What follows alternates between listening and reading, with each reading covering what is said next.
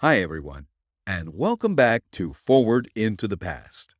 I'm JC Rede, your host and narrator, and today we're finishing off the final chapters of the mystery of Nick Carter's ghost story, which was written way back in 1894, exactly as it appeared in the New York Weekly, published by Street and Smith. Now, one of the things that fascinates me as a storyteller and history buff is the use of language in whatever story I'm reading. It gives me a clue as to who these characters might have been within their society. Now, when I first started reading the Nick Carter mysteries, I approached him as a no nonsense typical New York detective. But as I did more research and really got to know the character, the evolution of the character's voice became quite clear. As a well educated, high society man in New York just before the turn of the 20th century, Nick Carter would have had an almost British sounding cadence to his speech. During this time in the United States, we had a very amicable relationship with Great Britain. And of course, in the late 1800s, both countries were in the midst of the Victorian era. The U.S. having just ended the Civil War, it was a time for redefining who we were as a country and as a society. There was a very strong push by New England to usher in an age of reason and science, to the point of trying to demolish any and all forms of light entertainment that didn't fall under the umbrella of quote unquote proper. One of the major issues they had was in the world of literature. You see, the proper literature was written by authors that had been accepted in both British and American elite and educated circles. Any other stories were seen as junk. However, because of the Industrial Revolution, which happened at the same time as Victorian life, the lower classes were becoming more educated and wanted more things to read, even though they might not comprehend it fully. This is where the dime novels came in to fill that need in the common life. Now, true, important literature which was published by legitimate publishers with leather book covers and proper binding cost upwards of $1 to $2, a veritable fortune in those days, especially when one lived in less than adequate surroundings and personal effects were often burgled. Dime novels, on the other hand, provided working class folks with simple to understand stories for about 5 to 10 cents. Quite a bit of difference. Story papers and penny dreadfuls in the UK provided the same stories and usually a great variety in a weekly format for about the same price. As we've learned, many of the dime novels had stories that originally appeared in the story papers first and then were compiled into dime novels that were a bit more permanent and could be carried in pockets or pocketbooks. So, as I discovered more and more about class distinctions and styles, the more I realized that Nick Carter, who was very well off and very well educated, would speak more in line with his British counterparts than he would with the workaday classes that teemed the streets of New York. And with that, I offer to you, my dear listeners, the exciting conclusion of Nick Carter's ghost story. In our last episode, our intrepid detective Nick Carter disguised himself as one of Colonel Richmond's staff in order to gain access to the house without being spotted. While accompanying the colonel, Nick and his assistant Patsy were confronted by what seemed to be the ghost of Colonel Richmond's sister Lavina. While trying to capture the person behind what he believed to be a hoax, Nick was hit with a sandbag and knocked out until the next morning. Upon coming to, Nick decides upon a plan to convince Colonel Richmond that it is not an actual ghost stealing the jewels, or else he will succumb to the colonel's belief in the other world. Who is behind everything? How are the jewels being stolen? And will our hero abandon his belief that ghosts are not real? Well, let's find out as we go forward into the past once again and finish Nick Carter's ghost story. Chapter 9. The Diamond Clasp. They then left the room. Nick dispatched Patsy secretly to the Stevens house. Shortly before noon, Colonel Richmond, Horace, and Nick took a train for the city. At 2 o'clock, they entered the vault of the Safe Deposit Company. It is a long room below the level of the street. The walls are lined with metal drawers fastened by locks of the most approved pattern. The drawers near the floor are the largest. They are, perhaps, a foot square, as seen when closed. Near the top of the room they are much smaller. A movable metal step-ladder stands ready for the convenience of those who wish to reach the boxes on the upper tiers. The space in the middle of the room is railed off, and there sits a guard day and night. "This is ours," said the colonel, advancing toward one of the larger drawers. "I placed the diamond clasp on the very top of the pile of jewels within. It was in a case of its own." Nick turned to speak to the officer in charge. He questioned him regarding the possibility of any person taking anything from the boxes. He asked especially about the custody of Mrs. Pond's jewels. "Colonel Richmond and Mrs. Pond have the 2 keys necessary for the opening of the drawer," said the official. "Yes," said Colonel Richmond, speaking over his shoulder to Nick. "I told you all about that, and I explained how the second key happened to be in my possession instead of Mrs. Pond's." "True," said Nick apologetically. "That was not what I was asking about." At that moment, he heard the click of the drawer as it was pulled open. "Here, wait for me," he cried. "I should see everything." As he stepped forward, Horace Richmond was just closing the little case which had held the diamond clasp. The colonel was turning away. "I am deeply disappointed," he said. "The clasp is there." As the colonel walked away with bowed head, Nick turned to Horace. The young man's face was a study. He looked as if he had seen a graveyard full of ghosts. "Nick Carter," he whispered, "this is dreadful." "What?" "Hush. I had to fool him. I positively had to, or he would have gone crazy." He poured the words into Nick's ear in an excited whisper. "I made him think the clasp was in the box, but it isn't. I substituted another piece. The clasp is gone. What shall we do?" He showed Nick the box. It contained nothing. Horace had removed the piece which he had used in the deception. "Good heavens!" cried Horace. "He heard me!" He pointed to the colonel, who stood like one who has been struck upon the head. "Go on!" he cried, rushing toward them. "You deceived me!" Well, they searched the drawer, and the clasp certainly was not there. Horace explained how he had deceived the colonel by quickly putting another piece of jewelry into the little case when he found it empty. "I am clever at sleight of hand," said he, "or I could never have worked it. I just flashed it before your eyes, uncle, and made you think that you saw the clasp. Forgive me. I thought it was the best." "I will forgive you, Horace," said Colonel Richmond gently. "But now you must believe. And you too, Mr. Carter. Here is proof positive." They locked the drawer and left the vault. In the antechamber, Nick turned to Horace. "I suppose you'll want to knock my head off when I tell you what I now propose to do," said the detective. "But I think it ought to be done." "What is it?" asked Horace. "I think you ought to be searched." "Exactly my own idea," said Horace. "It is only fair to you. Proceed." Nick searched him. The diamond clasp was not found. Horace certainly did not have it. "I hope you're satisfied," he said to Nick. "You know perfectly well that I have had no opportunity to dispose of it. There wasn't much chance in that vault." Nick laughed. "I should say not," he replied.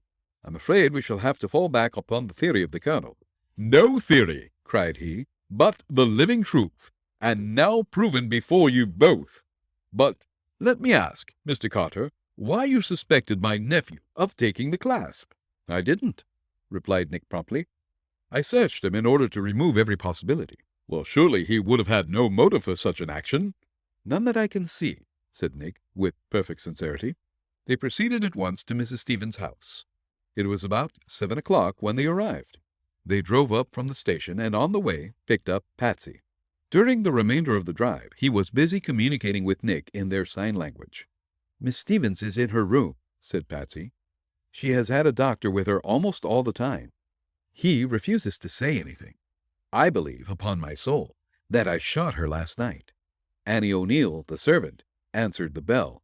She ushered them into the parlor, and said that Mrs. Stevens was in the room of her daughter, who was quite ill. Annie went upstairs to summon her mistress. A minute later, the party below heard a scream. Then Mrs. Stevens appeared. She was very pale. In her hand she held a small object wrapped in paper. "I have just found this upon my daughter's pillow," she said. "I have not removed the paper, but I know instinctively what's within. It is another jewel." "I am equally sure of it," cried the colonel. "Open the package, Mrs. Stevens." "Oh, my hand trembles so," the lady began. "Don't open it now," said Nick. "Wait a moment. I have a suggestion to make. And, at any rate, we all know what is within. Colonel Richmond, I suppose it is useless to plead with you further?" "Quite useless," said the colonel. "Millie shall have all the jewels. I am determined to buy them of my daughter and make the transfer at once." "Well, I am beaten," said the detective. "The case has gone against me. But I will still try to help you. I wish to call your attention to the legal aspects of this case. They may surprise you, but before going further, I think you should know them. You will not accept my authority if I state the facts as they are. Mrs. Stevens, is it not true that you have one of the judges of the Supreme Court as your neighbor?" "Yes. Judge Lorimer is our next neighbor to the south. Will you kindly send your servant to his house? Or perhaps—" He glanced at Horace. "All right, I'll go," said Horace. "I know the judge. But I don't see what you are driving at, Mr. Carter. I want to persuade Colonel Richmond to get the law in the case before he goes further. He should consult an authority about the transfer before he makes any more promises which may or may not be legally good." "I think it a good idea," said Colonel Richmond. "Horace, go over to the judge's house." During the interval, while he was gone, very little was done. Mrs. Stevens sat holding the package and apparently deeply moved. She several times declared to Colonel Richmond that she did not wish her daughter to get the jewels in such a way, and that she was still convinced that human beings had planned and executed the whole strange series of robberies and surprises. "If it should prove," said Nick, "that this is a conspiracy, do you wish any arrests?" He turned toward the colonel as he spoke. "If it does," said the colonel with a smile, "you can arrest me. It won't. But I am serious. So am I. Of course, if there had been a crime, I would not shield the guilty parties, whomever they might be." At that moment, Horace returned with Judge Lorimer, whom he had met walking just beyond Mrs. Stevens' grounds. "I have tried to explain the case to him," said Horace, "but he said he doesn't understand how any legal complications can arise." "We will try to make that clear presently," said Nick. "Mrs. Stevens, open that package. No, wait a moment. You are agitated. You should have a glass of water. Permit me to ring." He put his hand upon the bell cord. As he did so, Mrs. Stevens opened the package. The article within rolled out upon her lap. It was not the diamond clasp, but an ordinary pocket knife of large size. "Why, Nick, it's yours!" cried Patsy. "So it is," responded the detective, "but this is a diamond clasp." He drew the relic of the Third Crusade from his pocket as he spoke and handed it to the colonel. At that moment, Annie O'Neill appeared at the door in answer to the bell. "And now," said Nick, while the others stared in wonder, "we will consider the legal points involved. Judge Lorimer, here are the necessary blank forms. Please grant me warrants for the arrest of Horace Richmond and Annie O'Neill for criminal conspiracy." Chapter 10. Some Clever Tricks Explained. No sooner had Nick uttered these words than a loud cry rang through the house. Instantly Millie Stevens appeared upon the threshold of the parlor. "Horace," she cried, "tell me it is not true. You have not done this." "Certainly not," he exclaimed. "It is an absurd slander. Carter, you will be sorry for this." The girl looked straight into Horace's face for an instant. Then she uttered a moan. "He is guilty," she cried. "I can read it in his eyes.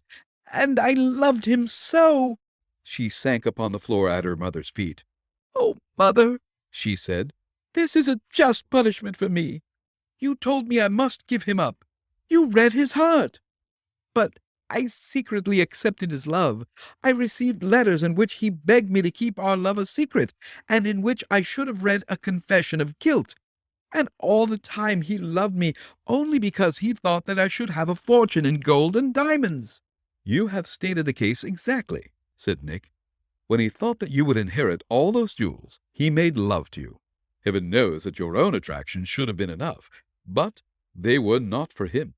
When the jewels went elsewhere, he was probably on the point of giving you up. I judge that from certain letters of yours in that telegraph cipher which I found in his room. Then he wormed his plan for making you rich. He managed the robberies at the house with the aid of John Gilder and one or two of that spiritualistic gang whom he smuggled into the house. He did everything to increase his uncle's delusion. It was he who put Colonel Richmond again in the hands of that medium." "I supposed that after that affair was all over," said Mrs. Stevens, "both the Colonel and I had disapproved of it." "Annie O'Neill," said Nick, turning to the servant, "a full confession from you is what we now require. It may save you from prison. We know that you managed the affair from this end. It was you who put the jewels where they were found, after they had been given to you by Horace. It was you—" "Catch her!" This last exclamation was addressed to Patsy. The girl was wavering as if she would fall.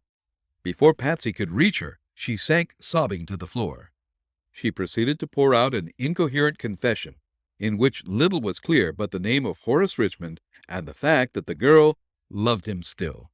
"I've been waiting for this," said Horace with a brutal sneer. "Trust a woman and lose the game. Well, it's all up. I loved you, Millie, but not enough to marry you without the jewels. So I schemed for the transfer, and I have failed." "It was Annie O'Neill whom followed you last night, Patsy," said Nick. "Now, who was the man?" "John Gilder," gasped the terrified girl. "And you played the ghost?" "Yes, sir." "But how about my shooting?" asked Patsy. "How does Annie O'Neill happen to be alive?" "Aha, read that from Chick," said Nick, producing a paper. "He's made some discoveries in the Colonel's house today while we were all away. He's found the ghost. It seems that this girl was inside of a hollow dummy. She stood over a trapdoor. Just as soon as she had shown her face, she dropped the veil and went through the trap. The dummy still continued to stand there, and you shot at it. 2 of your bullets flattened on its steel braces. The rest went through.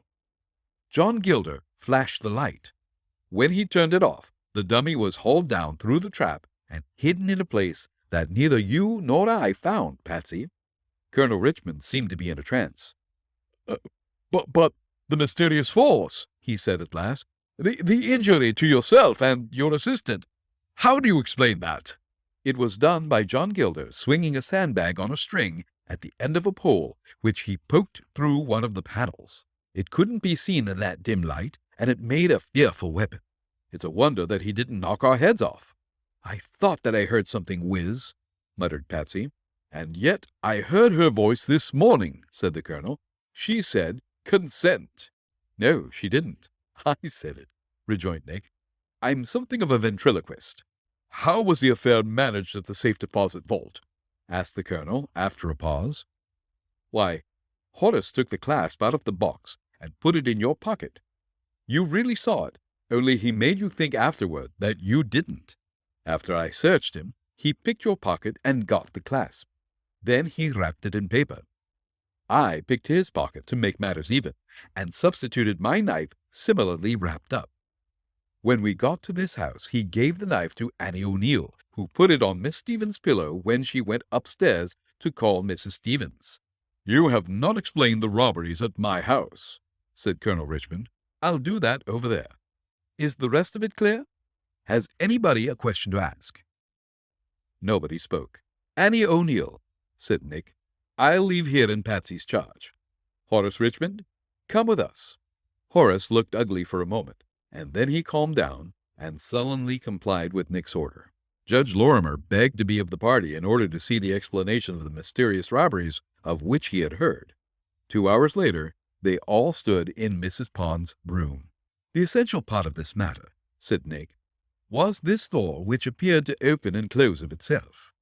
I saw that at a glance, and made a secret investigation. It is done by electricity.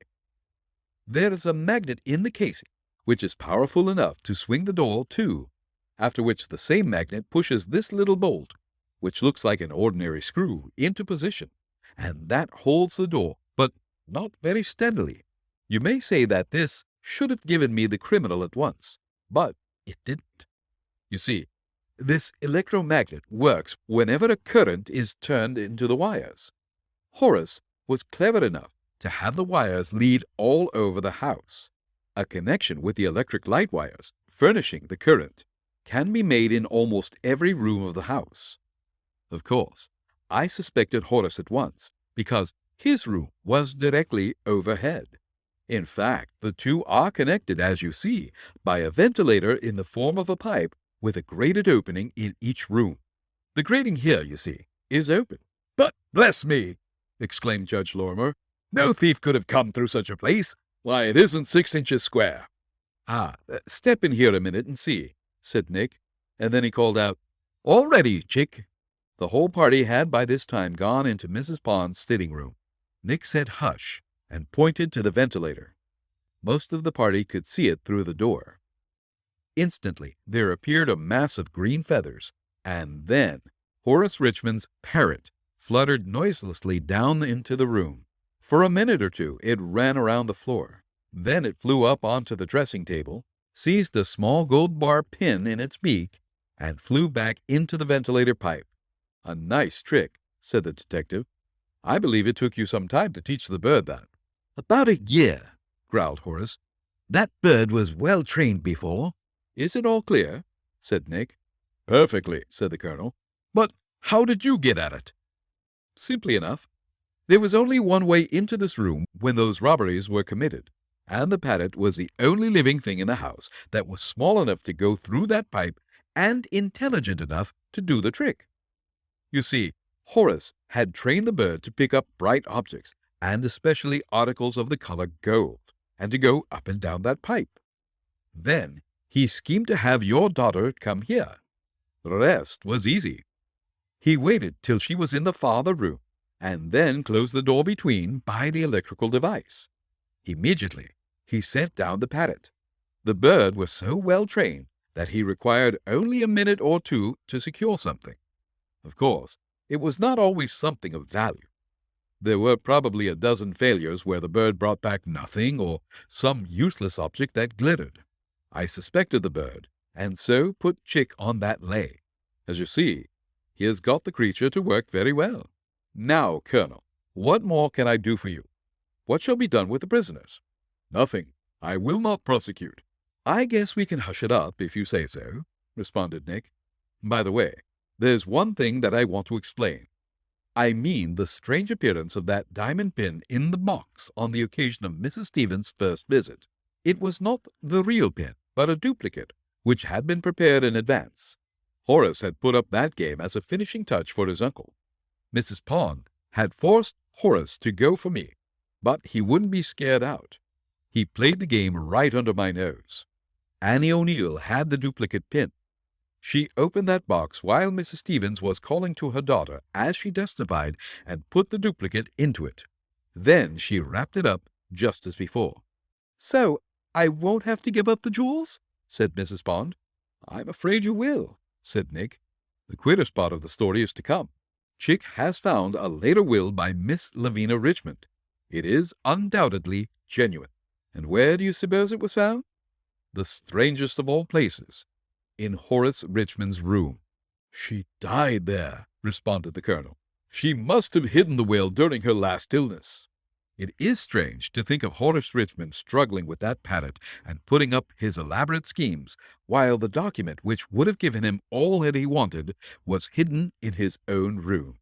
Horace Richmond's face at that moment was an amusing spectacle. So was Mrs. Pond's. "Never mind, daughter," said the colonel. "It is better so. I will make good the loss to you." And so ends Nick Carter's ghost story in a most natural manner. Nobody was ever punished for the affair. Even the gang of mediums and healers whom Nick had rounded up were released after their night in jail because, on sober second thought, their dupes were ashamed to complain against them. Well, gang, That wraps up another exciting story from the case files of Nick Carter, Master Detective. As usual, I would like to thank the tireless volunteers at Project Gutenberg. It's only through their work and effort that I am able to share these amazing stories with you all. I would also like to take this time to remind you to become a supporter of the show. By doing so, you allow me to donate some funds back to Project Gutenberg to be able to continue saving these wonderful tales of suspense and so many other stories as well. I'd also like to thank you, the listeners, and the supporters of the show for simply being there and sharing this journey with me. I never thought that I'd be producing tales like this and gaining a worldwide audience, but that's exactly what's happened. And well, I'm humbled and honored that you are taking time out of your busy lives to listen to me weave these yarns for you. It's a dream come true for me, and I am eternally grateful and thankful for your continued support and well wishes. Next story coming up is the last story in the trilogy, The Mystery of St. Agnes Hospital, written in the year 1900, exactly as it appeared in Street and Smith's weekly story paper, The New York Weekly. And after that, well, it's coming up on spooky season, Halloween, folks, and I'm thinking about sharing some ghost stories with you all, the kind that used to be told around glowing campfires or a crackling fireplace, stories that haven't seen the light of day in many years. Well, that's all the time I have for now, gang. As always, thanks for listening, keep sharing the stories, and be a good human. Bye for now.